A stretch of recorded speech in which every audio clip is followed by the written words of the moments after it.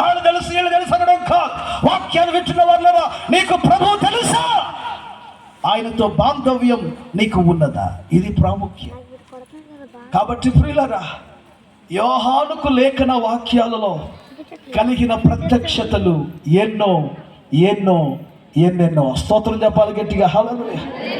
ఇవన్నీ ఎలా సాధ్యమైనవి? దేవునితో మాట్లాడి చెప్పాలి గట్టిగా. దేవునితో సంఘాలలో చెప్పే సాక్ష్యాలు ఏంటి? ప్రార్థన చేశారు, పడుసుని తగ్గింది. చెప్పరేమండి? ప్రార్థన చేశారు, నడవని కాళ్ళు ఇప్పుడు కొంచెం ఏడవగలుగుతున్నానయ్యా. ఇదేగా నువ్వు చెప్పే సాక్ష్యాలు. ప్రార్థన చేశాను, దయ్యం నిన్న మొన్న బయటపడింది అయ్యా, ఇప్పుడు పోయింది. ఇదేగా నువ్వు చెప్పే సాక్ష్యాలు. ఇదా సంఘాలలో వినబడాల్సిన సాక్ష్యాలు? ఏమండి, చిన్నపిల్లల ఆట బొమ్మల కార్యాలు చెప్తారు సంఘాలలో.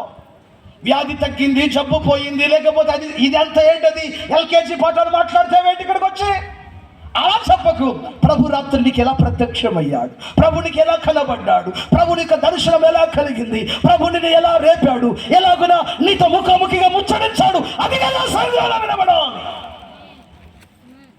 బాధపడుతున్నాను. టీవీలో కూడా అయ్యగారు ప్రార్థన చేశారు, గడ్డ కరగడం అన్నది అది విశేషంగా కాదు. This is అనార్మల్ in the Kingdom of God. దైవ రాజ్యములో ఇది సర్వసాధారణమైనది. మా అయ్యగారు 40 రోజులు ఉపవాసం ఉన్నాడండి, పగలు రాత్రి ఏం లేదండి, అయినా బతికే ఉన్నాడండి, బాగున్నాడండి. ఇదంతా ఏంటిది? ఇది భక్తిలో ఏబిసిడిని కూడా బ్యానర్లు కట్టి కొనియాడే ఒక దరిద్రపు క్రైస్తవంలో మనం జీవిస్తున్నాం. అలా కాదు. ఎలాంటి సాక్ష్యాలు రావాలి సంఘాలలో? ఒక 3 రోజులు సూర్యుని చూడకుండా ప్రభుతో కూర్చున్నాను అయ్యగారు మొన్న. చెప్పగలవా? ఒక 3 రోజులు ప్రభుని పెట్టినారా సూర్యుని కూడా చూడకుండా ప్రభుతో ఏకాంతంగా కూర్చుని ప్రార్థన చేశానయ్యా. ఒక 24 గంటలయ్యా ప్రభుతోనే ఏకాంతంగా భార్యతో, పిల్లలతో, లేకపోతే భర్తతో మాట్లాడకుండా చక్కగా కూర్చుని ప్రభుతో సమయాన్ని గడిపానయ్యా. ప్రభు ఈ మాట చెప్పాడు, గ్రామాన్ని గురించి, సంఘాన్ని గురించి ఈ మాట చెప్పాడు, లేకపోతే ఇలాగ ప్రార్థించమన్నాడు. అలాంటి విశ్వాసులు ఎక్కడండి? అలాంటి సేవకులు ఎక్కడండి? కడవరి దినాలలో ప్రభుతో సహవాసం చేయకుండా ఏదో బలహీనమైన మాటలు మాట్లాడుకుంటూ సంఘం దరిద్రమైన దానిని మళ్ళీ దానికి పాలిష్ కొట్టి దరిద్ర దైవ భయభక్తి కలిగిన వారుగా మారాలి. మోకరించని మోకాళ్ళు ఇక మీద వంగాలి. అర్ధరాత్రులు ప్రభు దగ్గర గడపగలిగిన వారుగా మారాలి. ఇస్తున్నాం. చెప్పలేవండి గట్టిగా. వాళ్ళు వచ్చిన దగ్గర నుంచి తింటున్నాం, కాస్త కంచానికి దూరంగా ఉండాలి. పుట్టిన దగ్గర నుంచి బ్రతుకుతున్నాం, ఏదో పడుకుంటున్నాం, నిద్రపోతున్నాం. మంచానికి కంచానికి దూరమై ప్రభునకు దగ్గరగా జీవించగలిగిన ఒక రోషము కలిగిన జీవితాలు మనలో రావాలి. స్తోత్రం చెప్తారా గట్టిగా? అది చెప్పాలి. హల్లెలూయా. సంఘాలు ఆరిపోయినట్లుగా విశ్వాలలో బలమైన ప్రార్థన చేస్తాం. మా సంఘాలలో ఒక దైవ ప్రత్యక్షత రావాలి, ఒక దైవ కదలిక రావాలి. మా గ్రామం దీవించబడాలి.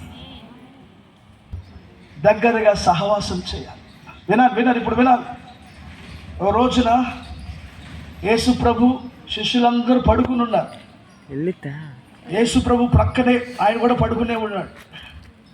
పక్కకి వెళ్ళి నీ పక్కన పడుకుంటున్నాను ఈరోజు అన్నాడు. ఎవరో?